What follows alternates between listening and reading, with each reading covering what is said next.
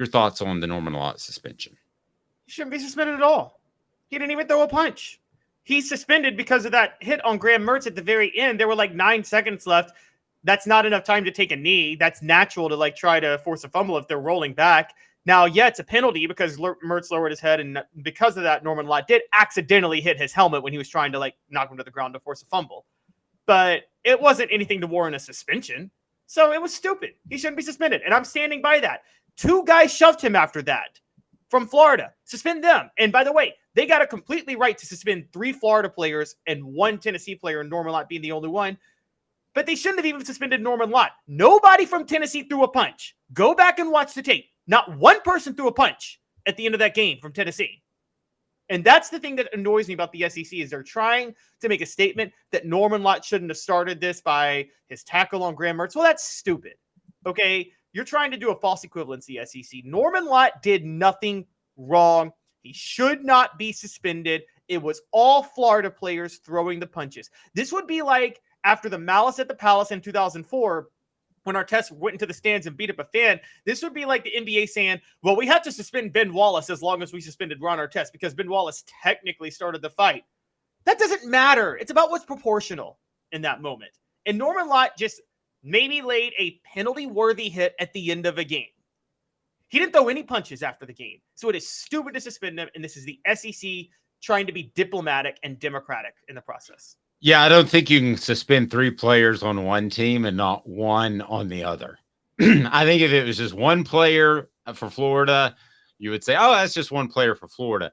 I think the fact that you had 3 players suspended for Florida, you felt like you had to throw a Gator in there. Here's what we thought before the season started. We thought Tennessee had a good group of incoming transfer guys that were going to be able to have a major impact. So far, they have not had a major impact. And why wouldn't we have thought that with Brew McCoy? But now Omarr Norman-Lott has been suspended, and Dante Thornton has looked like just an okay receiver. He only had 20-some catches at Oregon. Did we get ahead of ourselves and too excited because he's big, fast, and can run? I mean, people talk about him like he's Randy Moss, and Randy Moss goes up and gets that pass against Florida, and it's a touchdown. So he ain't Randy Moss. I don't know that he's even all SEC or even close. John Campbell has gotten beat at times. Now, Dylan Sampson was banged up and didn't play. I wrote a column about this on offthehooksports.com, and I'd love for you to check it out. This roster with the Peely and Mays injury is just not what it was perceived to be. Caleb, it's not even close. And the latest coming when the SEC levies a suspension for the first half against UTSA, against Omarr Norman-Lott, also 3 Gators suspended. But this roster right now, if you thought it was an A, which I think is about right, maybe an A-, I think it had some holes in it. But if you thought that, then now you're looking at the roster. And I'm talking about the 2 deep, Caleb. There's 2 different things. I'm not talking about the 1 to 85, which I think has improved as a whole. But the 2 deep, if you thought that was an A to begin the year, you've got to downgrade that a little bit based off injuries and based off the lack of production by the transfer guys. As a C? C-? The star power is C or C-. And Josh Heupel's offense depends on the star power. The depth is, you miss the depth, and that's important. And you're right, you got a lot more of that. But you still need those 2 receivers that everybody in the country is afraid to guard. And I mean, Brew McCoy's kind of getting there. And it's not just Dante Thornton, though. I know Ramel Keaton has been reliable, but Ramel Keaton is only reliable when the star power elsewhere allows him to be your effective playmaker, and he hasn't been able to do that. So this comes down to Dante Thornton and Squirrel White in the slot. Both have actually been disappointing, not just Dante Thornton, Squirrel White too. But yeah, Dante Thornton. No, I'm going to disagree with you on Squirrel. I don't think he's had the opportunities, and he had a really tenacious run that got a first down. But we can agree to disagree on one guy. That's fine. Well, that's fair. I could actually get you. I could get down with you on Squirrel. Maybe just make him the starter full time and move Dante to the bench because he's been completely unreliable, and that's been a big issue. I think they put Dante in there because he's big and he might catch a jump ball. And that's But this exactly the is route he ran for them, but the ball was out slow and the ball was out underthrown. But I think that's exactly why they put him in there over Squirrel at that time. well, this is my thing with Josh Heupel, and I have to say this. I think Josh Heupel does not pay attention to intangibles at all in players. And I don't know if you believe that, Dave, but I think Josh Heupel thinks if you can do this, this, and this, I'm not going to question your work ethic. I'm not going to question, if you're going to fight for a ball. I'm not going to question your understanding of the offense. I think Josh Heupel is like, I do all of that. You guys are just moving parts, and I can plug you in based on your physical abilities. That's an underrated part of coaching, isn't it? You gotta question and manipulate and push players' intangibles. And we're seeing this time and time again where he's just falling in love with the physical tools of players and nothing else. Now I'll disagree with one comment about Brew. Well, I'm not disagreeing with it. He's never going to be a deep threat. No, he's not. But I think he can be an elite receiver. I don't think we've seen the top end. Don't count last year because they didn't know if he was going to play because the NCAA didn't clear him. Okay, so I'm not counting last year, but physically when the eye test and the way he's able to make plays, I think there are times where you just throw it to Brew no matter what if it's 1-on-1 because he's going to put himself between the defender and the ball, and he's going to catch it more times than not. And he's not going to give up an interception because he's the most physical, biggest receiver that is still athletic in the SEC. And one of them in the nation. I am telling you, this guy is going to be a first-round pick or at least a second-round pick. I'll go no lower than that.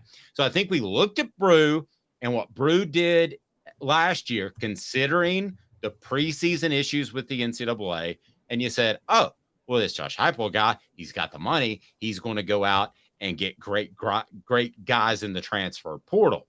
And then what do you have? You have Omarr Norman-Lott, who gets suspended. What do you think of his play? I want to talk about these transfers for a second. What do you think about Omarr Norman-Lott's play as we look at the transfers to this point? Good? Oh, I mean, wow. Okay. Yeah. Yeah. Good. Not that impressive. Yeah. I mean, they got a bunch of guys, so they rotate them a lot. So we haven't seen him in 20 consecutive plays, I don't think. John Campbell Jr., very on and off. There are times where he's driving people back into the student sections. There are other times where he is just giving up woeful pass rushes. And I think that's scary. I'd rather have a guy that's consistently above average in pass protection as opposed to a guy who's really good in pass protection then really bad in pass protection. That scares me.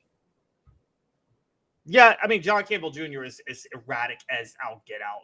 And people fall again. That's Josh Heupel falling in love with the physical abilities and not caring and not paying attention to the mental errors he's making in the game consistently. Which I'm seeing he's not maintaining blocks long enough too. That's a big one. Everybody fell in love with him blocking a guy blindside style out of the stadium against Virginia, and that's just not. There's more to playing left tackle than that. And I've been critical of John Campbell from the start, and I'm still not in love with him the way everybody else is.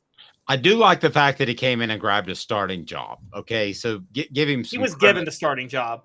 Well, given, but he locked it down because another guy didn't. And I want to get to him because, listen, if you come from a Power 5 conference, you need to come in and you need to lock down a starting job from the get. And maybe he was given it. Maybe it was out of desperation, but he did lock it down.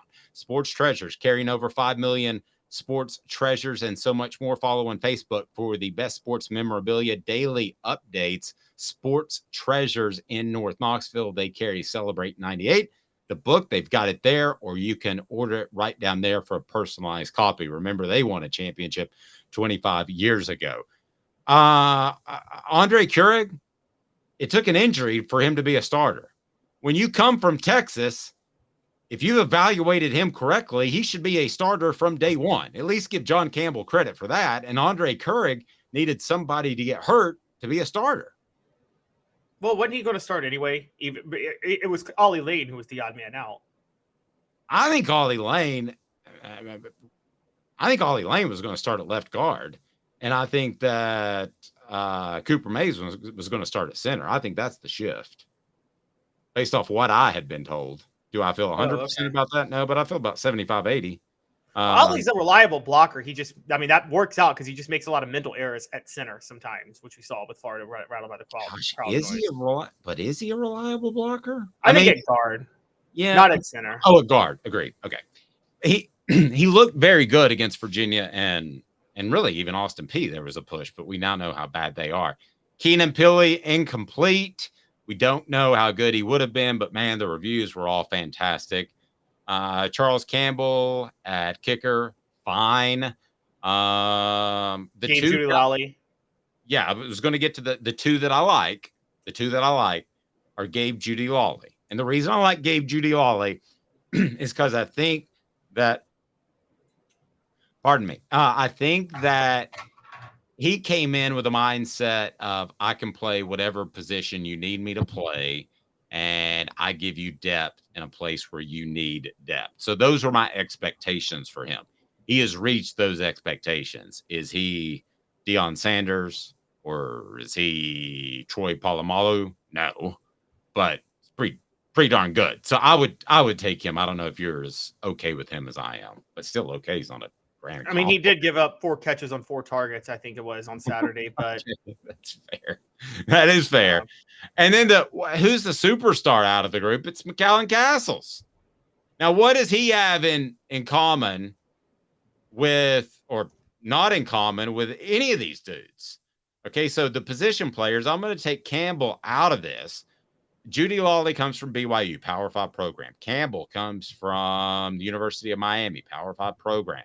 Omarr Norman-Lott, Power 5 program. Arizona State, Thornton, Oregon, Power 5 program. Pili, BYU, Power 5. Keurig, Texas. Good gracious. I mean, that's as Power 5 as they get.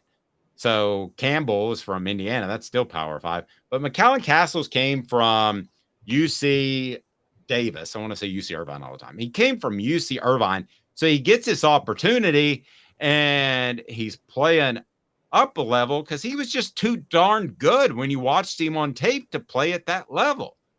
I'm not saying these other guys are cast-offs, but they weren't so incredibly good that Texas, who has all the money in the world, said, we're going to come up with an NIL deal to keep you, Andre Carrig. We're not letting you go. They didn't do that. No, I mean, I said this last year. Most Power 5 transfers are transfers because they couldn't play where they were at. I mean, again, you don't usually get your Hendon Hookers of the world who were just playing under a terrible, terrible coaching staff. And quarterbacks are a little bit different anyway, and it depends on when quarterbacks transfer. You're right. Go for the smaller guys because that's the guys that were misevaluated at different levels. And I think that's a much better help.